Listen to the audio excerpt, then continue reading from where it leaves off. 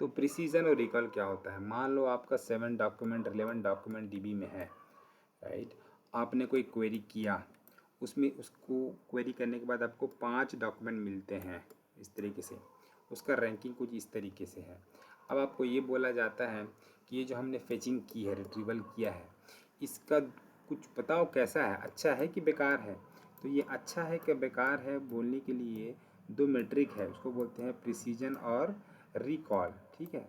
Recall का मतलब क्या होता है, कितने रिलेवेंट डॉक्यूमेंट फेच हुए हैं, ठीक है, डिवाइडेड बाय कितने रिलेवेंट डॉक्यूमेंट थे इस क्वेरी के लिए। अब ये कितने रिलेवेंट थे इस क्वेरी के लिए, ये सिर्फ डीबी में ही होता है। टेस्टिंग टीम वाले उसको लेबल करके रखे रहते हैं कि भैया ये जो डॉक्यूमेंट 1 2 3 है ये सब एचआर पॉलिसी से रिलेटेड है। तो ये जो फीचर है या ये जो मैट्रिक है वो टेस्टिंग टाइम में ही उपलब्ध रहता है।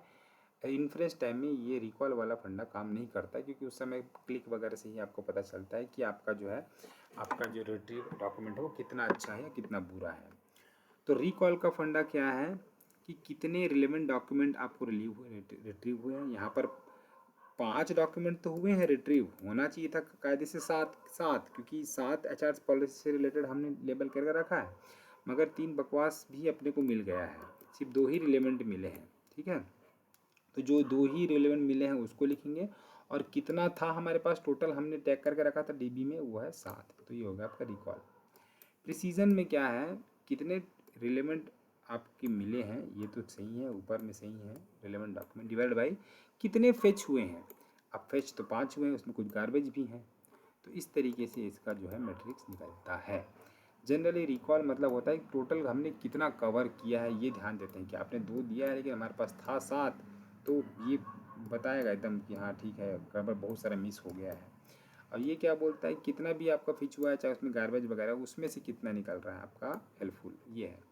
इसी पे एक और क्वेश्चन आता है @ के करके, क्या बोलते हैं, वो बोलते हैं कि रिकॉल एट 3 क्या है, मतलब कि तीसरे रैंकिंग तक, है ना। रिकॉल एट 3 मतलब तीसरे रैंकिंग तक आपका रिकॉल रेट क्या है। अगर रिकॉल एट 4 होता तो चौथे रैंकिंग तक आपका रिकॉल क्या है, ये होता, ठीक है। तो तीसरे रैंकिंग तक आपका रिकॉल क्या है, यानी कि तीसरे रैंकिंग तक कितने रिलेवेंट डॉक्यूमेंट हैं, फॉर्मूला तो वही है, तो 1 डिवाइडेड बाई कितने टोटल डॉक्यूमेंट है डीबी में, तो ये तो कभी चेंज नहीं होगा, तो ये हो गया 1/7। अगर recall at 3 sorry precision at 3 बोलेंगे तो फिर वही है आपके कितने कितने हैं आपके, ये आपके जो रिट्रीव डॉक्यूमेंट है ना, ये चेंज हो जाएगा, ठीक है। तो आपका 3 तक कितने रिलेवेंट है, 3 रैंकिंग तक तो एक ही रिलेवेंट है। अब आपके रिट्रीव डॉक्यूमेंट कितने हुए हैं, अब ये रिट्रीव डॉक्यूमेंट आपके 5 नहीं रह गए, 5 आपने रिट्रीव किया था इन जनरल के लिए टोटल, लेकिन अब आपका लिमिट कर दिया ना कि 3 तक ही बताओ, आप समझ लो कि बस 3 ही दुनिया है, तो 3 तक टोटल आप समझो कि 3 ही डॉक्यूमेंट रिट्रीव हुए थे, ठीक है। यही अगर आपको बोल देता रिकॉल एट 5 बोल देता, रिकॉल एट 5 बोल देता, तो आप क्या बोलते, टोटल रिलेवेंट डॉक्यूमेंट तो आपके 2 हैं, ठीक है। और रिट्रीव जो है एक्चुअल डीबी में कितने थे रिलेटेड रिलेवेंट, वो 7 थे, राइट। ये हो गया। फिर अगर इसी को आप प्रिसीजन एट 5 बोल देते तो वही हो जाता आपका, ठीक है।